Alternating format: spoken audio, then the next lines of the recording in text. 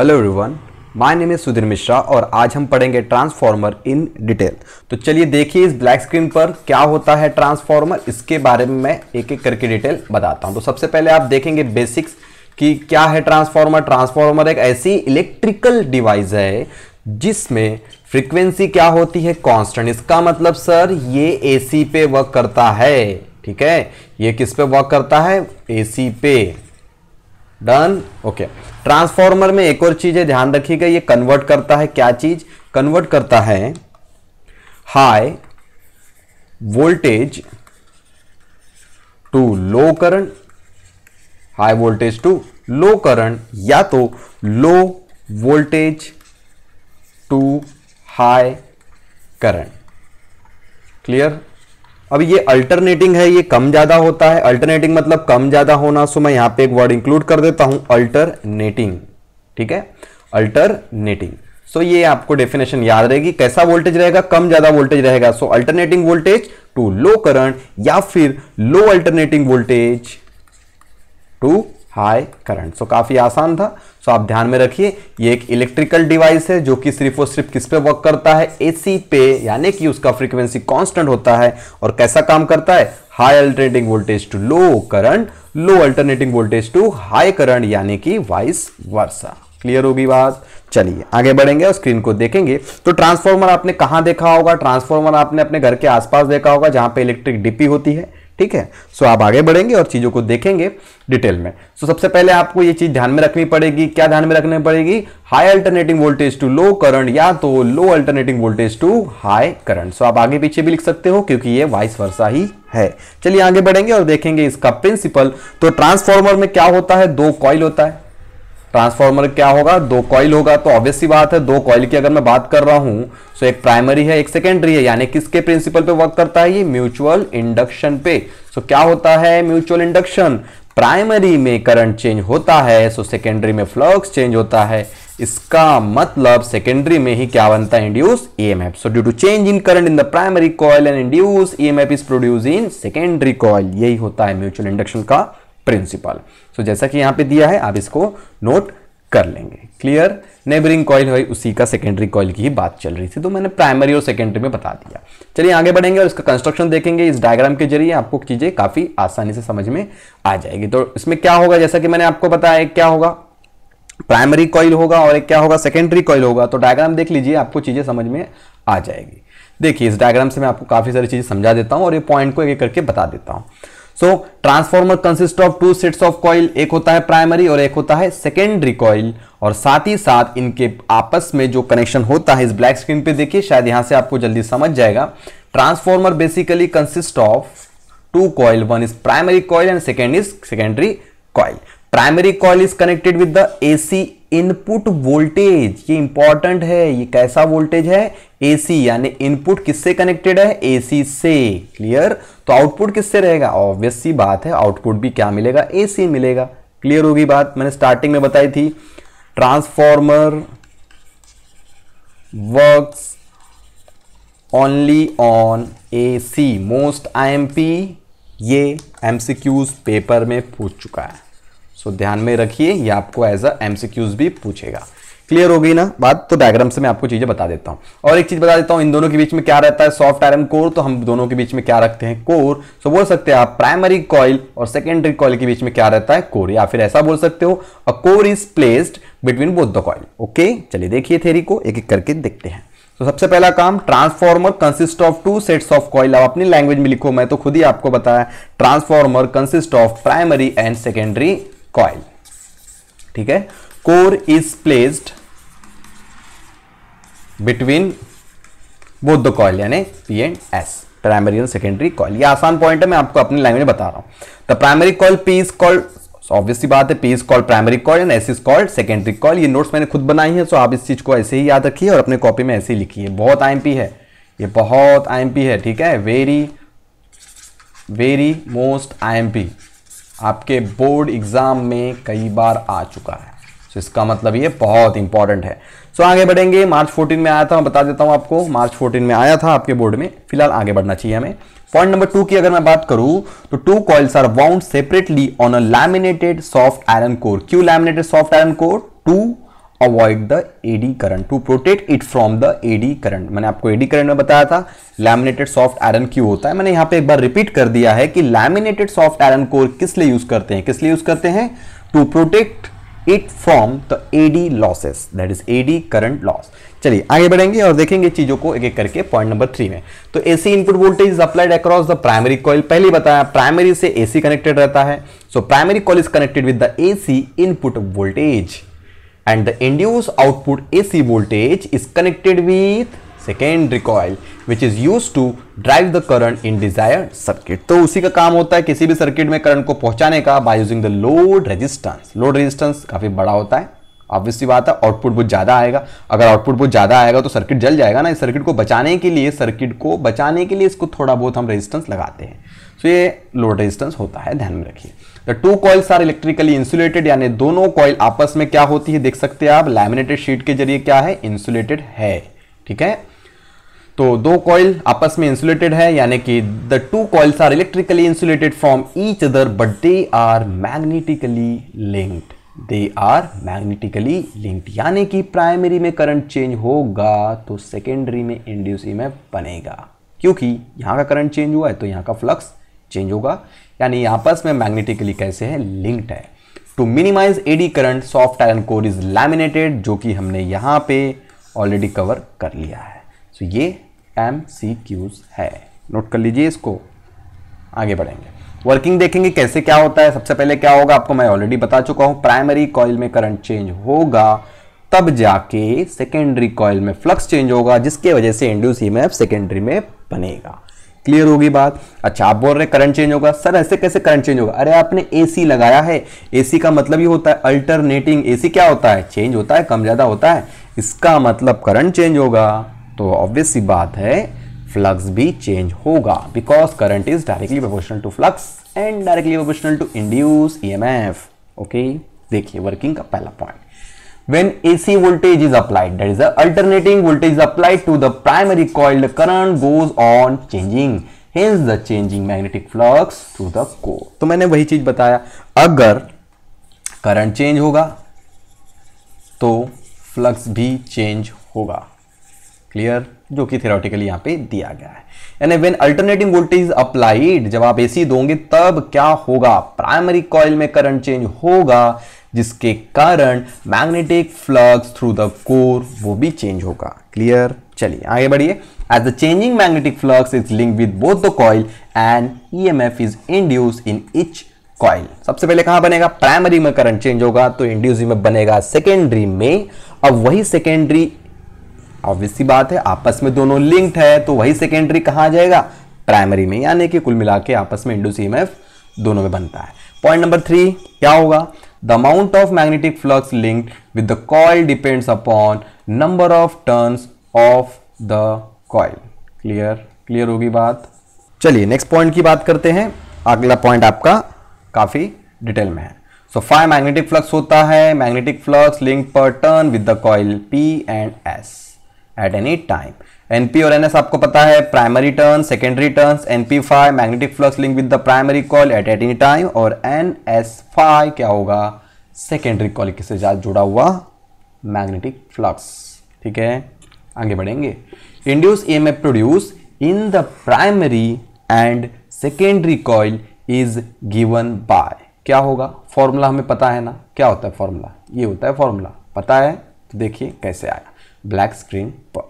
Okay देखते हैं detail में।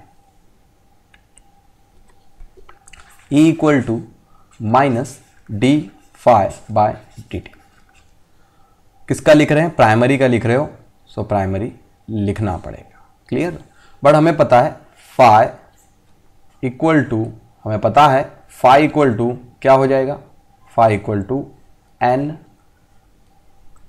फाई।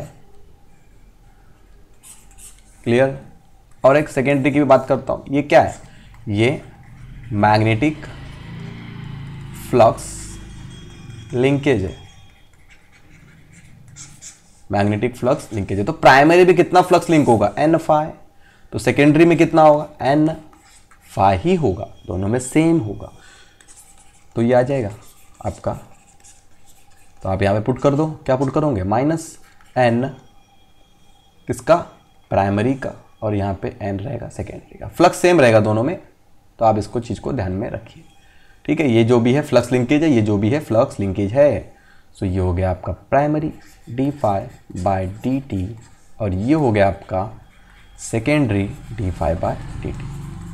सो मैं इसको बोलता हूँ इक्वेशन नंबर 1 और इसको बोलता हूँ इक्वेशन नंबर 2। 1 डिवाइड बाय 2 करो या तो 2 डिवाइड बाय 1 करो, कुछ भी कर लो चलता है। मैं ऐसा कर देता हूँ, क्या आ जाएगा, E S by E P equal to, ये D phi by D T तो कैंसिल हो जाएगा, माइनस माइनस भी cancel, so N S by N P आएगा। ये भी इंपॉर्टेंट रिजल्ट है और यहाँ पे नोट करेंगे आप, काम आएगा आपको। N S by N P क्या होता है, ट्रांसफॉर्मर रेशो, जिसको हम डिनोट करते हैं के से। आप कंफ्यूज मत होना, ये के से, ठीक है, आपको पता है ऑलरेडी, एक के आपने पढ़ के रखा है। सो ये याद रखिए, एक्स्ट्रा के ट्रांसफॉर्मर रेशो। देख लीजिए डिटेल में मैंने आपको चीज़ें दी है एक एक करके, step by step. Number 1 EP निकालना है, ईएस निकालना है, clear, okay. Next number 2, dividing 2 by 1 we get proper formula. So इसको इक्वेशन नंबर 3 बोल दिया है।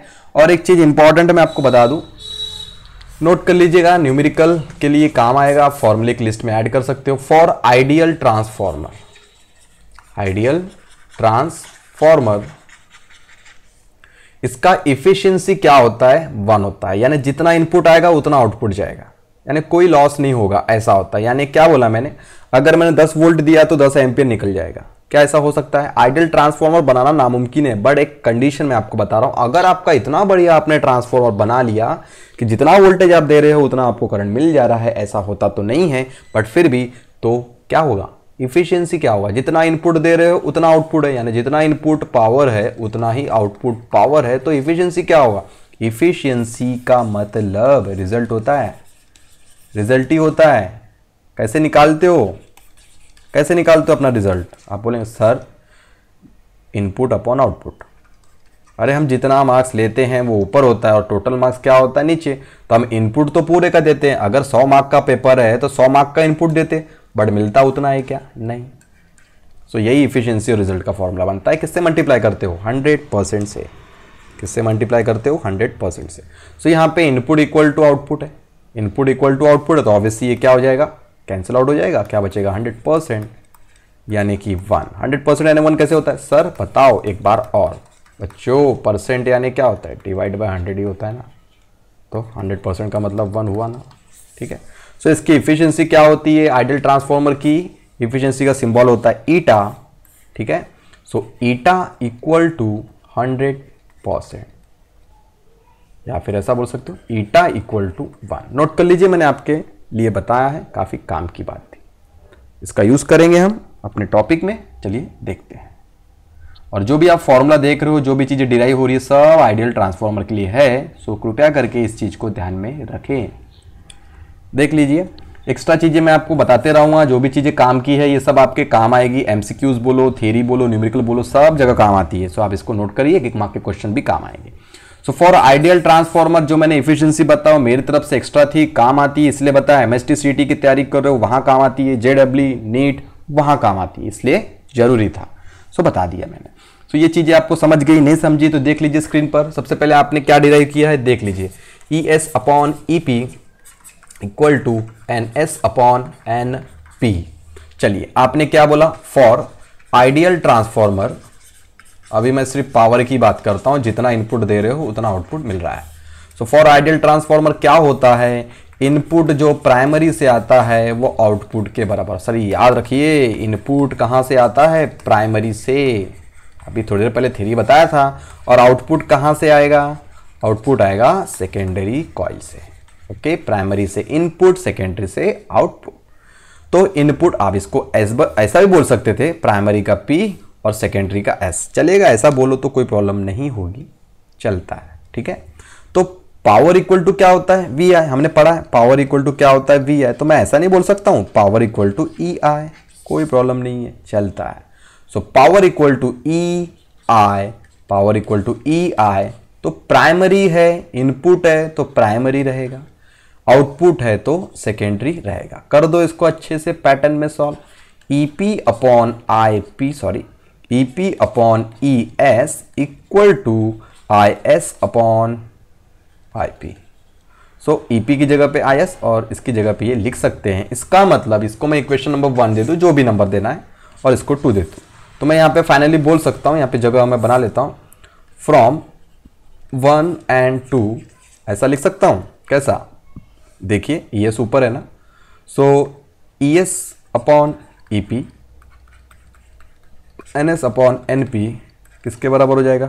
ES के नीचे ES के साथ में क्या आएगा? ES के साथ में IP। सो ये फॉर्मूला है। फॉर, मैं लिख देता हूँ फिर से एक बार, जानबूझ के लिख रहा हूँ, फॉर आइडियल ट्रांसफॉर्मर के लिए, ट्रांसफॉर्मर। अच्छे से प्रैक्टिस कीजिए इस चीज़ की, एंट्रेंस एग्जाम के लिए वेरी मोस्ट IMP टॉपिक है, इवन आपके स्टेट बोर्ड के लिए बहुत इंपॉर्टेंट है। क्लियर होगी बात? यही मुझे आपको बताना था। तो चलिए देख लीजिए स्क्रीन पे, आपका डेरिवेशन रेडी है।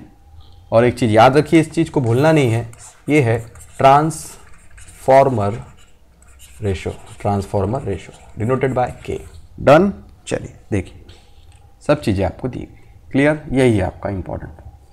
नोट कर लो इसको, काफ़ी सिस्टमेटिकली मैंने आपको दिया है, स्टेप बाय स्टेप चीज़ें दी गई है, अच्छे से थ्योरी कवर की गई है, आपको प्रॉपरली मैंने बताया कि कैसे लिखना है इसको। सबसे पहले आपको क्या करना है, सबसे पहले आपको ट्रांसफॉर्मर के बारे में पता होना चाहिए। तो ट्रांसफॉर्मर के बारे में क्या पता करेंगे? It is a electrical device which convert high alternating voltage to low current, या तो low alternating voltage to high current. आप आगे पीछे भी कर सकते हो, मैंने यहां से चालू किया, ये भी चलता है, बिकॉज वाइस वर्सा है। So high alternating voltage to low current, या तो low alternating voltage to high current. Come on, एक बार और क्या बोलेंगे? High alternating voltage to low current, या तो लो अल्टरनेटिंग वोल्टेज टू, लिखने में टाइम लग रहा है, आप फटाफट बोल लीजिए इस चीज को मन में, बहुत इंपॉर्टेंट है, रिवाइज करना बहुत जरूरी है इस चीज को। आप घर पे अच्छे से इसको रिवाइज कीजिए। क्या बोला हमने? फिर से एक बार high alternating voltage to low current, या तो low alternating voltage to high current. Done. चलिए देखिए नेक्स्ट प्रिंसिपल आपको लिखना पड़ेगा based on the principle of mutual induction, ये भी MCQs है। उसके बाद कंस्ट्रक्शन के लिए डायग्राम रेफर कीजिए, मैंने हर एक चीज डायग्राम से ही बताई है, वर्किंग डायग्राम से आएगी। आपको पता है सबसे पहले क्या होगा, प्राइमरी में करंट चेंज होगा, उसके कारण फ्लक्स बनेगा सेकेंडरी में, और फ्लक्स चेंज होने के कारण इंड्यूसिंग में बनेगा सेकेंडरी में। बट यही चीजें दोनों से लिंक्ड है, लिंक्ड होने के कारण दोनों में बनता है क्या? इंड्यूसिंग में। क्या लिंक्ड है? फ्लक्स। किसके कारण? कोर के कारण। क्लियर? कोर कहां है सर? ये है कोर, ये है कोर, ये लिखा है यहां पे कोर। ठीक है, तो ये काफी सारी डिटेल आपके काम आएगी। अब इस चीज को नोट कर लीजिए, डेरिवेशन भी दिया है प्रॉपर्ली रेड कलर में मैंने। सो कंप्लीट डेरिवेशन आपके लिए इंपॉर्टेंट है। ओके, सो फिलहाल अभी के लिए इतना काफी है, बाकी करेंगे नेक्स्ट टाइम। Thank you.